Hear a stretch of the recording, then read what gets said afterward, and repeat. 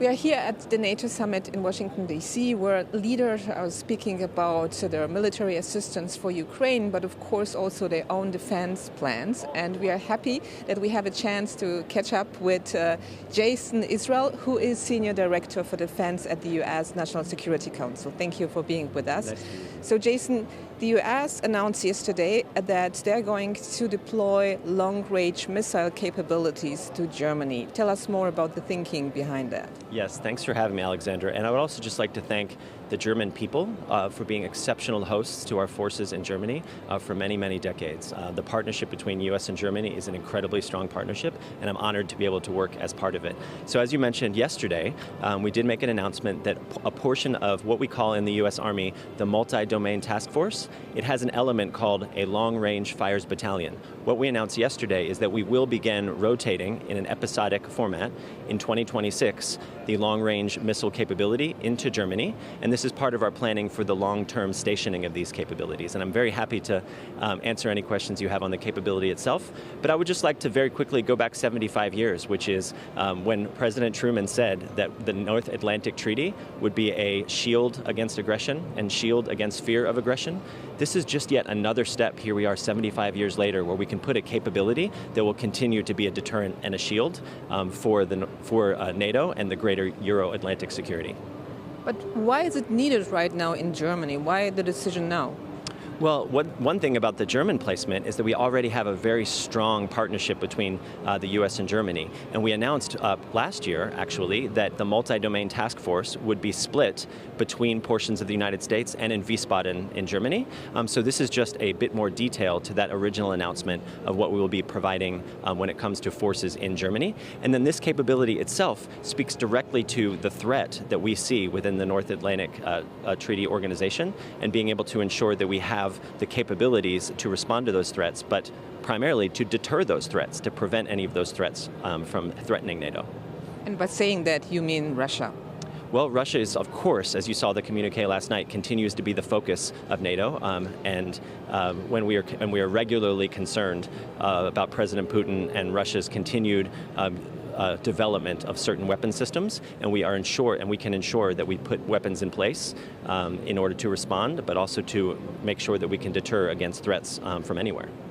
And some of those missile capabilities are said to be state-of-the-art weapons. Can you tell us more about that?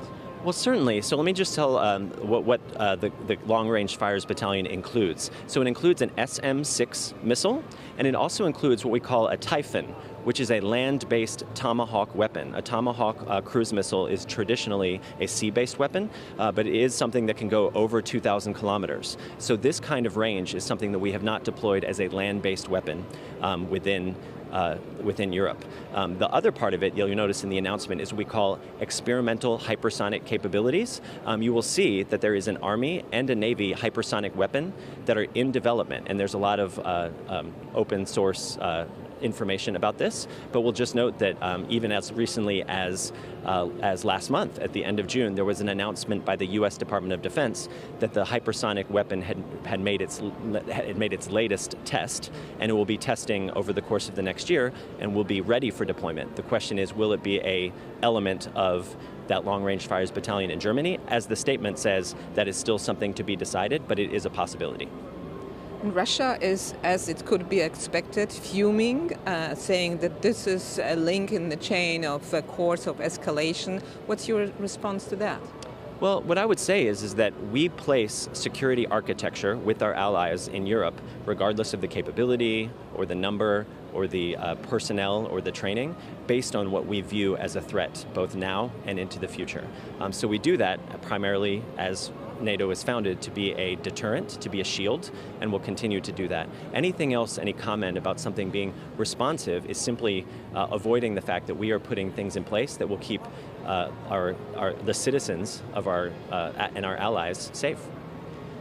And about Ukraine, Kiev is asking and has been asking for more long-range missiles. They are also asking for the permission to strike deep into Russian territory. Would the U.S. be willing to give them that permission beyond what has been given already? Well, thank you for the question, Alexandra. As you know, President Biden has been very clear that the weapons that we provide Ukraine are to be for the defense of Ukraine. And we're very clear that what we provide to Ukraine come with the restriction that they will be used on their territory to defend their territory. So that remains our policy. That remains our policy objective. That said, we do recognize that Ukraine continuously and justifiably asks us for multiple different types of capabilities, and the Ukraine Defense Contract Group has been very successful in responding to those capabilities, and you've heard multiple announcements this week that will also continue to support Ukraine. So I know that none of us will be satisfied until Russia is 100% out of Ukraine, but we will continue to support them toward that end. Thank you very much. Okay, Dankeschön.